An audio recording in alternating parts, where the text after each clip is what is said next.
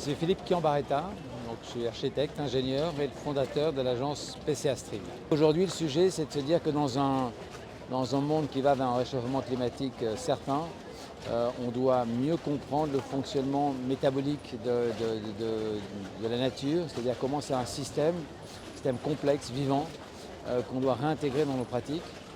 Et ce qu'on a défini aujourd'hui, c'est que on ne doit pas regarder uniquement la nature comme un décor, comme justement ce paysage qui est derrière un tableau. C'était le cas au début de la peinture hollandaise, où on a ouvert une fenêtre vers la nature, mais que maintenant on sort de cette pièce, on rentre dans la nature, et qu'il va falloir savoir comment l'intégrer à nos projets. C'est un changement complet de regard qu'on porte sur notre rapport anthropisé d'humains qui se sont pensés pendant des siècles à côté de la nature pour revenir dans la nature. Donc concrètement, ça veut dire qu'on doit comprendre comment ça fonctionne.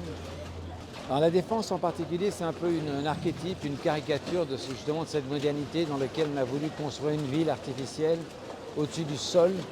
Donc ça repose la question de ce sol qui est en fait le lieu où se situe la vie.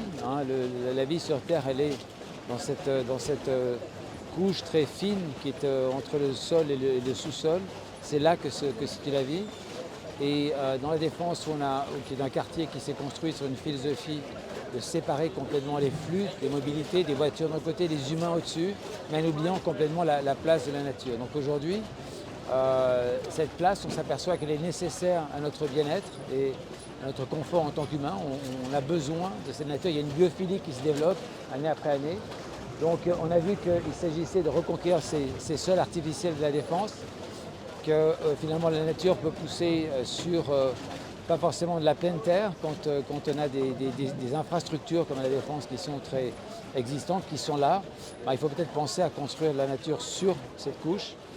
Et donc les scénarios sont de voir comment on peut à la fois faire coexister une nature superficielle ou alors qui viennent remplacer les infrastructures, cette sorte de tension qui a été évoquée.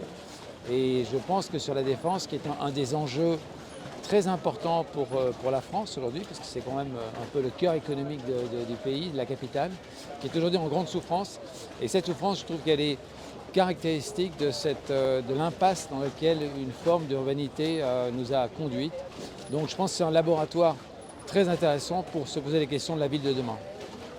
Je pense que le constat, la prise de conscience commence à être là, mais on a aussi identifié un certain nombre d'informations manquantes quand on a vu le travail qui est présenté par Rosina sur la cartographie qui a été faite à Barcelone de tous les sous-sols. On a aussi constaté qu'à Paris, cette cartographie n'existe pas. On ne connaît pas aujourd'hui finalement ce monde caché, invisible, qui sont les sous-sols de la ville. Pour pouvoir renaturer, il faut connaître ces sous-sols. Donc il y a un travail déjà de cartographie, d'exploration de ce qui existe, puisqu'on ne peut pas planter, on a dessous cette ville des sous-sols, des catacombes, des réseaux, des infrastructures comme des parkings, le métro. Bon. Et bien donc déjà, si on arrive à comprendre exactement tout ce qui se passe en dessous, on va pouvoir utiliser chaque centimètre carré, chaque mètre carré pour replanter, verdir. Aujourd'hui, on ne peut plus faire la ville sans faire de la recherche. On ne peut plus construire sans penser, on ne peut plus penser sans construire, parce qu'il faut qu'on agisse. Et il faut à la fois qu'on réfléchisse. Pourquoi ? Parce qu'on est face à des enjeux d'une complexité nouvelle qu'on découvre et qui nous dépasse complètement. Donc c'est cette idée qu'on doit être à la fois des chercheurs et des acteurs. Et dans cette philosophie, dans ce travail-là qu'on fait depuis maintenant 25 ans, on a décidé, d'ailleurs à la suite d'un travail qu'on a fait sur les Champs-Élysées pendant 5-6 ans, on a travaillé sur ce qu'il fallait pour réenchanter cette avenue. On a compris qu'en fait, la ville était un système vivant, complexe, et que sa santé passait par en fait, la compréhension d'une sorte de médecine de la ville.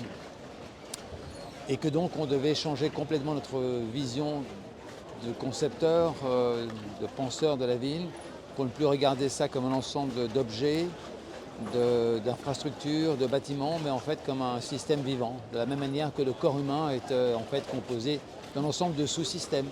On a le système nerveux, le système sanguin, le système à la fois respiratoire. Et en fait, chacun a sa propre logique et c'est la somme de ces logiques qui fabrique le corps, sa vie ou sa mort ou sa bonne santé. Et donc, dans cette idée-là, on a été contacté par PSL, l'université qui donc réunit à la fois le Collège de France, l'École des Mines, Normale Sup, Dauphine, donc un ensemble de savoirs et qui était intéressé par des approches holistiques qui réunissaient ces savoirs. Je pense que cette compréhension de la complexité du monde, c'est Edgar Morin dit ça depuis 50 ans, elle est aujourd'hui vraiment face à nous. Et je pense que l'urbanisme et l'architecture sont des domaines très privilégiés, assez rares, dans lesquels on manipule l'ensemble de ces données qui aillent des sciences humaines aux sciences sociales, aux sciences dures, à l'esthétique aussi, et que donc on doit travailler à la réunification de ces domaines. Donc c'est ce que veut dire la ville métabolisme, c'est-à-dire la ville vue comme système vivant. Alors cette journée, naturellement, c'est une sorte d'événement très limité dans le temps et dans l'espace. On est ici à Venise, dans cette biennale qui a été donc curatée par Carlo Ratti, qui lui est au MIT, qui est dans le laboratoire du MIT, sur ce thème des intelligences. Intelligence collective, intelligence naturelle, intelligence artificielle, un sujet qui nous tient à cœur puisqu'on a écrit un livre de 800 pages sur le sujet il y a déjà 3 ans. Donc on est ravis déjà de voir que nos recherches servent à quelque chose puisqu'elles sont approfondies là dans le cadre de la Biennale d'architecture. Donc déjà un premier sentiment de se poser les bonnes questions. De revenir ici avec ces groupes d'étudiants qui viennent d'Espagne, d'Italie, de France.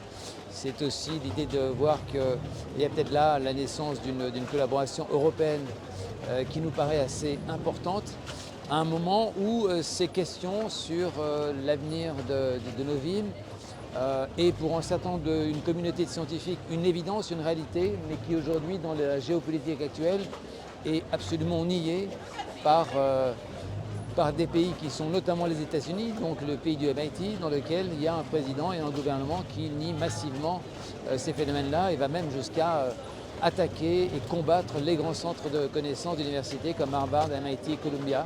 Donc je pense qu'on passe de quelque chose qui il y a encore 3 ans pouvait paraître presque comme du mainstream, une évidence, à un moment où ces réflexions deviennent presque de la résistance.